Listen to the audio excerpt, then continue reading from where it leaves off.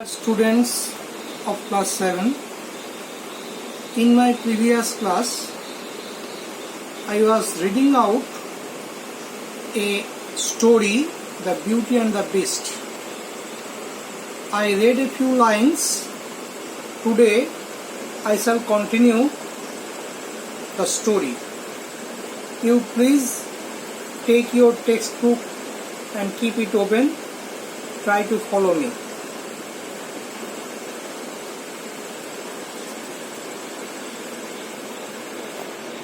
আমি আগের ক্লাসে পড়িয়েছিলাম সেকেন্ড প্যারাগ্রাফের মাঝামাঝি, হার্ড ফর দেয়ার লিভিং। আজকে আমি তারপর থেকে কন্টিনিউ করছি। যথারীতি তোমরা কিন্তু আমার সঙ্গে সাইলেন্টলি পড়ার চেষ্টা করো। যেখানটা অসুবিধা হবে সঙ্গে সঙ্গে উঠে দাঁড়িয়ে জিজ্ঞাসা করবে, আমি সাধ্যমতো তোমাদের প্রশ্নের উত্তর দেওয়ার চেষ্টা করব। Some years later, the merchant heard that one of his trading ships had returned to the port. Some years later, কয়েক বছর কেটে গেছে। A number of years had already elapsed. কয়েক বছর কেটে গেছে, অর্থাৎ কয়েক বছর পরে একদিন সেই বণিক শুনল, হার্ড। হিয়ার মানে হচ্ছে শোনা, তার পাস্ট টেন্স বা পাস্ট পার্টিসিপল ফর্ম একই হয়, হার্ড। শুনল যে তার একটা পণ্যবাহী জাহাজ বন্দরে ফিরে এসেছে। PORT, follow this word, PORT, port. Port বাংলাতে আমরা বলি বন্দর, PORT। এই পোর্ট কথাটার মানে হচ্ছে বাংলায় বন্দর। বন্দর মানে কি? যেখানে জাহাজ রক্ষণাবেক্ষণ করা হয় এবং জাহাজে মালপত্র তোলা বা নামানো হয়। এটা আমরা ইংরেজিটা এখানে লিখছি, দেখো। A place where ships are kept for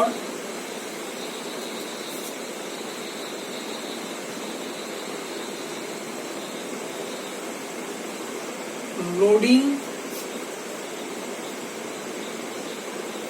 and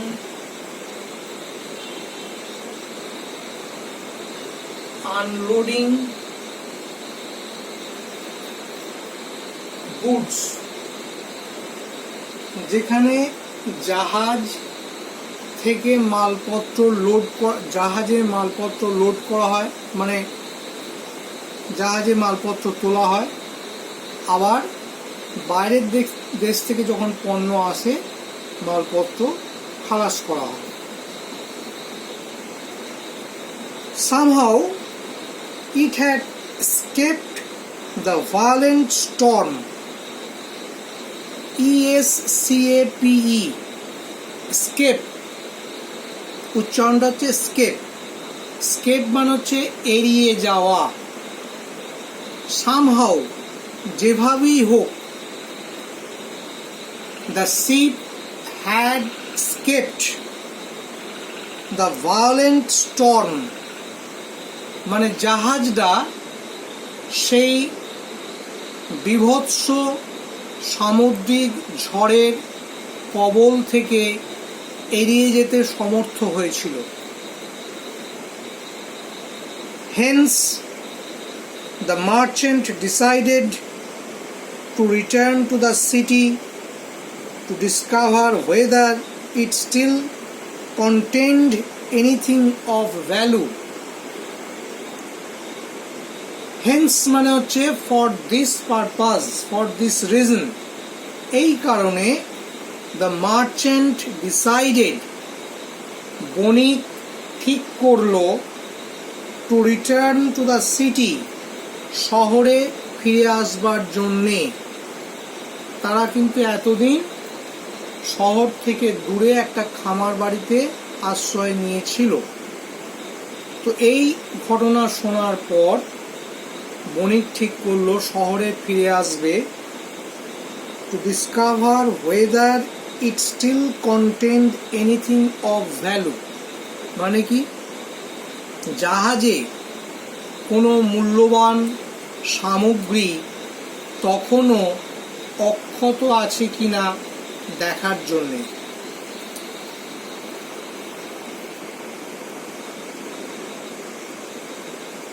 Before leaving, he asked his daughters,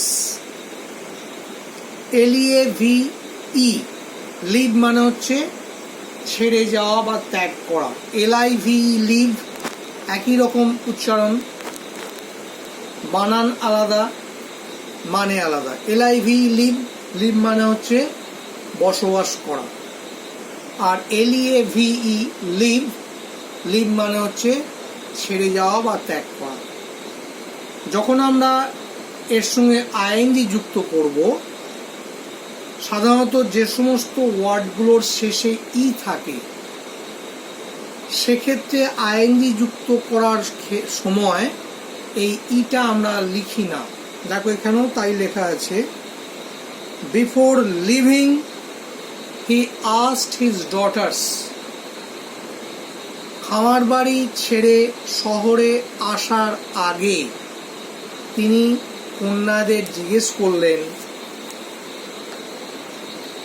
do you want me to bring any gift upon my return? তোমরা কি চাও আমি ফিরে আসার সময় তোমাদের জন্য কিছু গিফট নিয়ে আসি? গিফট কথাটা কিন্তু খুব কমন, তোমরা সকলেই তার মানেটা জানো। গিফট মানে হচ্ছে উপঢৌকন, বা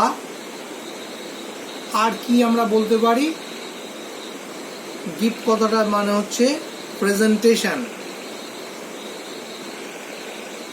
তো do you think, do you expect, do you want me to bring any gift upon my return মানে when I shall come back from the city, do you want me to bring any gifts for you?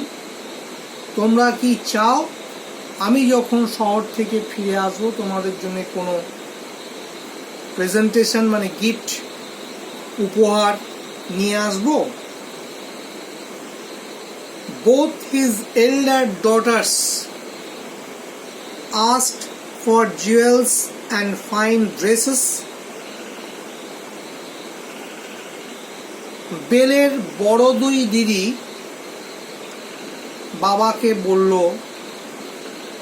যে তুমি আমাদের জন্যে জুয়েল, জুয়েল মানে হচ্ছে রত্ন সামগ্রী, অর্থাৎ সোনা হতে পারে, হিরে মানিক হতে পারে, এই সমস্ত রত্ন যেগুলোকে আমরা বলি, রত্নের অলংকার নিয়ে আসবে আর দামি দামি জমকালো পোশাক নিয়ে আসবে।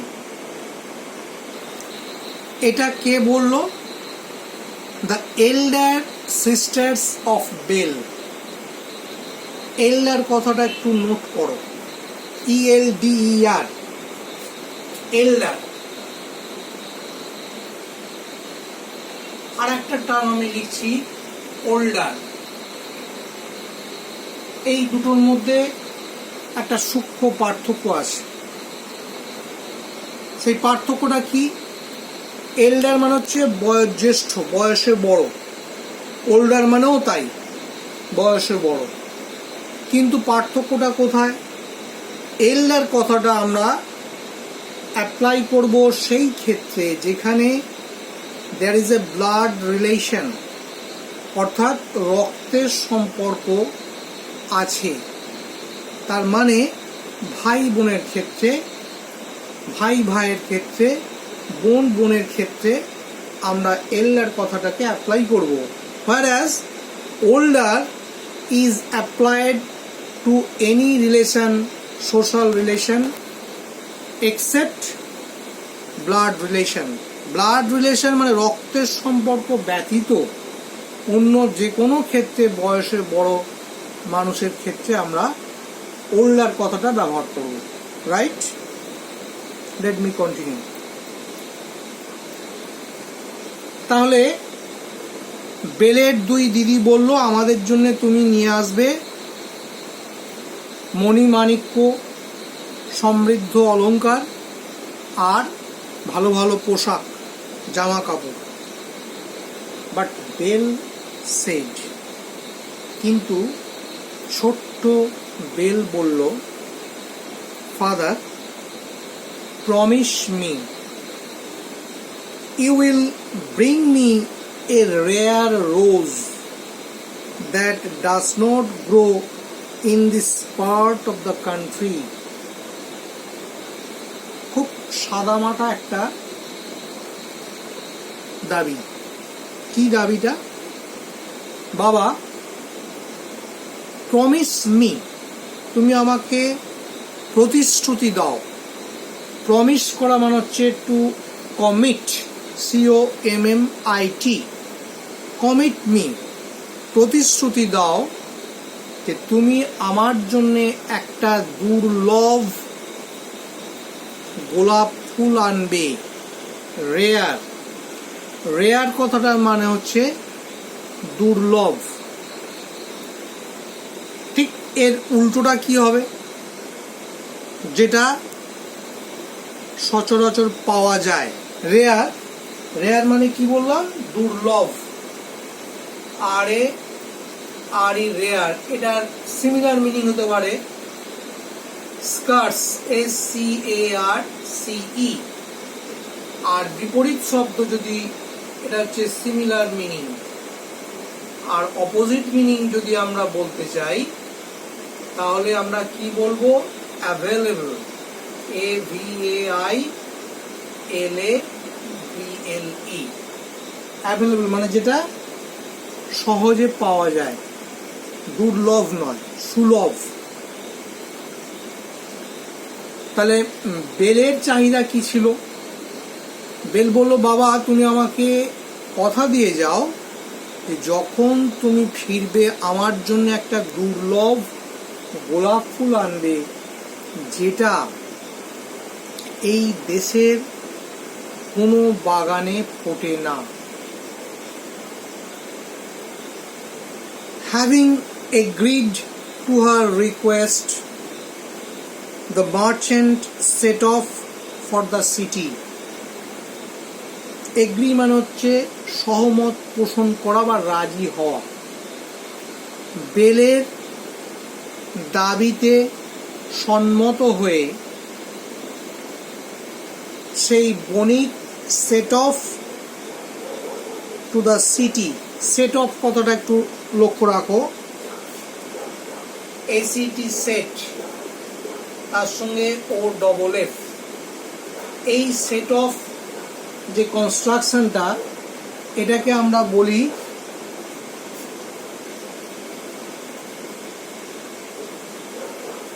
ফ্রেজাল ভার্ব বা গ্রুপ ভার্ব। এই ফ্রেজাল ভার্ব বা গ্রুপ ভার্ব ব্যাপারটা তোমরা হায়ার ক্লাসে মানে 9-10 থেকে শিখবে। এখন এটা এখানে আলোচনা না করাই ভালো। তো এই সেট অফ কথাটার মানেটা আমরা বলে দিচ্ছি, যাত্রা শুরু করা।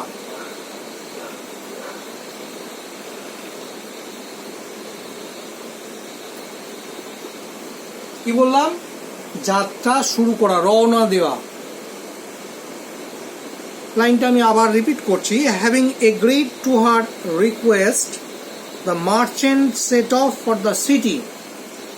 বেলের প্রস্তাবে রাজি হয়ে সেই বণিক রওনা দিল শহরের উদ্দেশ্যে। When he reached the city, he found to his dismay that no ship's cargo had been seized to pay his debts. When he reached the city, যখন সেই বণিক শহরে এসে উপস্থিত হলো, he found to his dismay, সে দেখলো অবাক হয়ে, হতভম্ব হয়ে।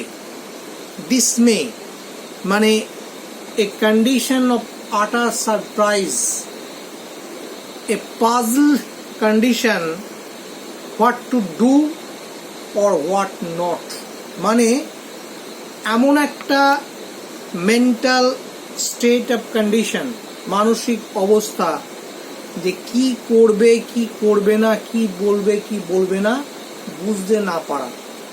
তাহলে যখন বণিক শহরে এলো, অত্যন্ত বিস্মিত হয়ে, হতভম্ব হয়ে সে দেখলো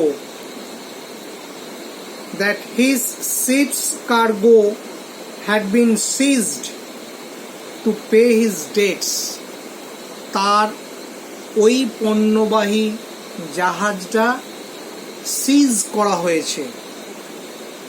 সিজ করা মানে হচ্ছে কোনো জিনিসকে অধিগ্রহণ করে নেওয়া, by some higher authority. SEIZE, উচ্চারণ কি বললাম? সিজ।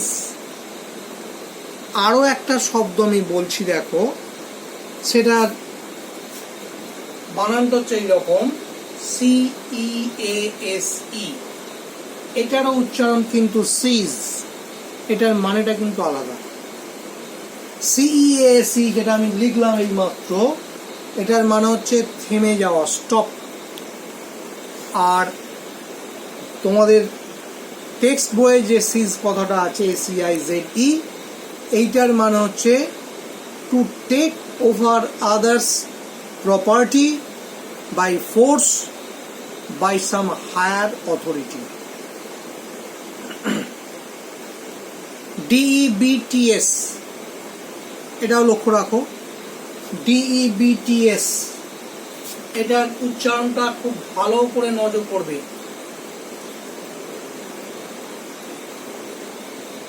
এটার বাংলা মানে হচ্ছে ঋণ। আমি যদি কারোর কাছে ধার করে থাকি, সেটাকে আমরা বলছি ঋণ। এর উচ্চারণটা লক্ষ্য করো, এই যে মাঝখানে বিটা আছে, the pronunciation of B, the letter B remains silent. আমরা এটা প্রনাউন্স করে এইভাবে DETS, ডেটস। বাংলায় যেটা আমরা এইভাবে লিখব, দয়কার ক দন্ত শয় হসন্ত, ডেটস।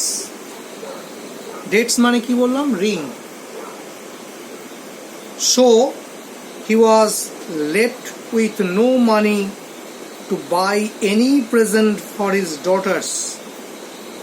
তাহলে তার কাছে কোনো টাকা পয়সা আর রইল না, যে টাকা পয়সা দিয়ে সে মেয়েদের জন্য উপহার নিয়ে যেতে পারে।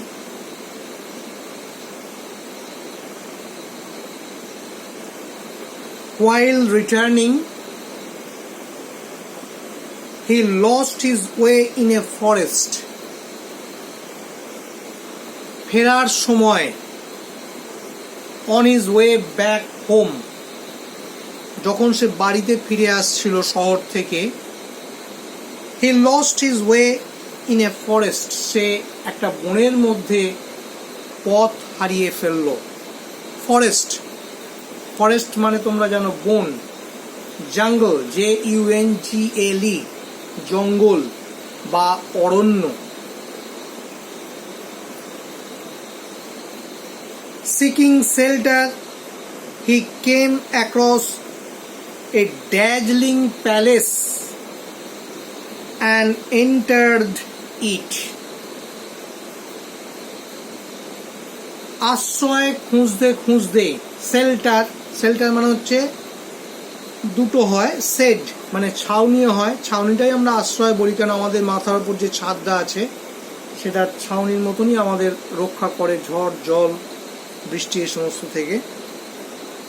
তো সিকিং শেল্টার, আশ্রয় খুঁজতে খুঁজতে, হি কেম অ্যাক্রস, আমি একটু আগে গ্রুপ ভার্ব বা ফ্রেজাল ভার্বের কথা বলছিলাম, এটাও একটা ফ্রেজাল ভার্ব বা group verb. Came across, came across এটার মানে হচ্ছে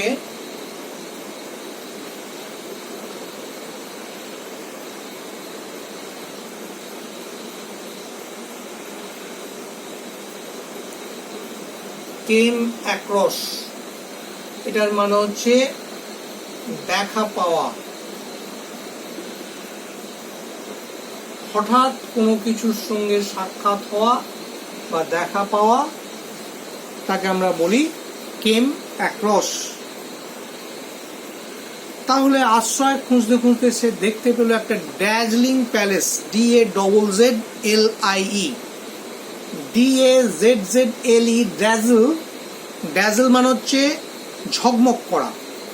তাহলে ড্যাজলিং প্যালেস মানে হচ্ছে, প্যালেস কথাটা আমি এর আগের দিনই বলেছি, বিরাট প্রাসাদ, প্রাসাদোপম অট্টালিকাকে আমরা বলছি প্যালেস।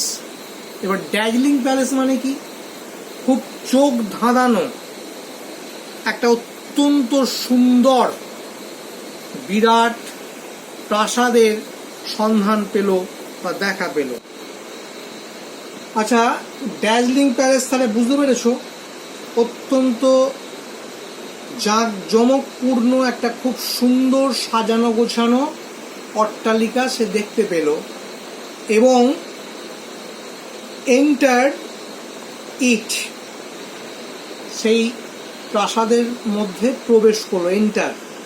এন্টার মানে হচ্ছে প্রবেশ করা, ঢোকা, কারণ পথ হারিয়ে ফেলেছে, বনের মধ্যে তো আর কাটানো যাবে না সময়, বন্য পশুর আক্রমণের ভয় আছে, তো সেই জন্যে সেই প্যালেসের মধ্যে প্রবেশ করলো, মানে সেই অট্টালিকার মধ্যে প্রবেশ করলো। Inside he found tables laden with food and drink, which had apparently been left for him by the palace's unseen owner. কি দেখতে পেল? What did he see inside the palace? He found to his utter surprise that there is a table, big table, dining table we may say, a big table where plates and dishes with delicious food items and drinks have been kept for him by the unseen owner of the palace.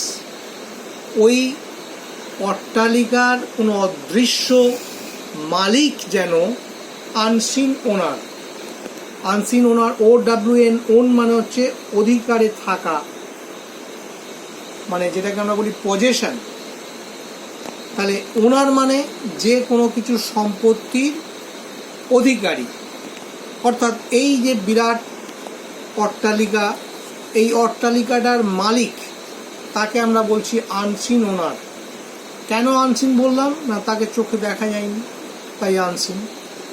তাহলে তার জন্যে যেন এই প্রাসাদের অদৃশ্য মালিক থরে থরে খাবার, সুস্বাদু খাবার, delicious foods and drink, drink মানে হচ্ছে জলের বোতল, সাজিয়ে রেখে দিয়েছে। The merchant accepted this gift, ate to his heart's content, and spent the night at the palace.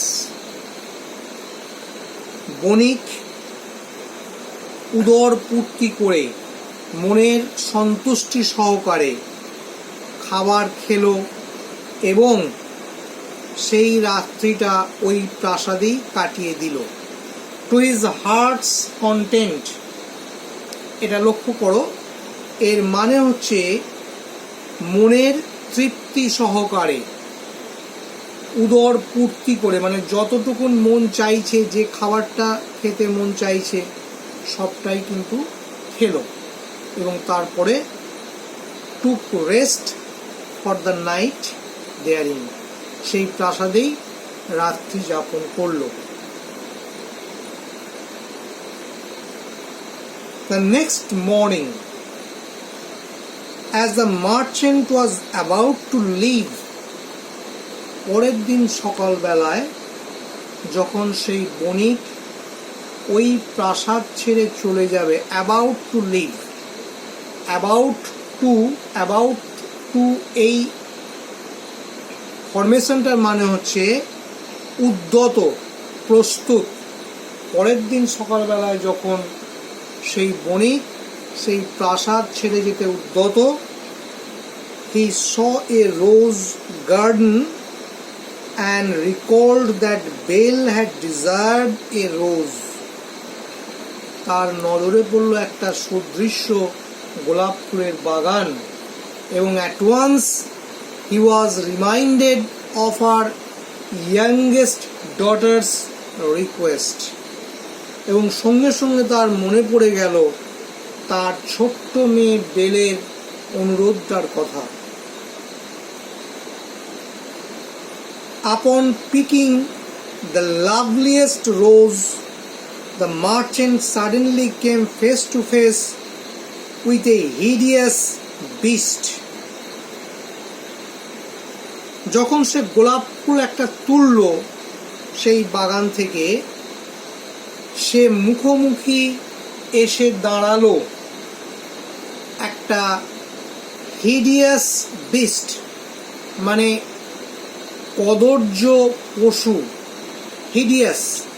Hideous কথাটা মানে হচ্ছে অত্যন্ত বাজে দেখতে, কদাকার দেখতে, HIDEOUS, যাকে দেখতে খুব কুৎসিত, কদাকার, এইরকম একটা বিস্ট মানে হচ্ছে পশুর মুখোমুখি সে হলো।